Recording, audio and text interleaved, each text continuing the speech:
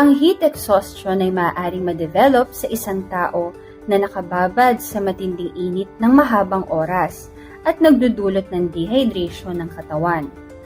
Mas prone sa heat exhaustion ang mga elderly, mga may high blood, at mga nagtatrabaho sa mga may init na lugar.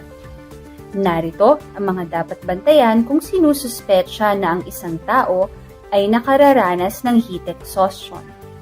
Matinding pagpapawis, pamumutla, muscle cramps, pagkapagod at panghihina, pagkahilo, sakit ng ulo, pagsusuka, at pagkahimatay.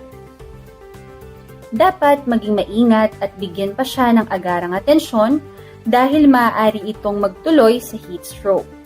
Narito ang mga dapat gawin. Kung may malay ang pasyente, painumin ng malamig na tubig.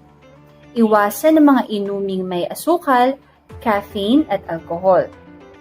Pagpahingahin sa isang malamig na lugar. Maaaring paliguin o bigyan ng sponge bath. Siguraduhing nakakahinga ng maayos. At bawasan ang anumang makapal na damit. Kung patuloy pa rin ang mga sintomas ng pasyente, tumawag na agad ng emergency medical assistance.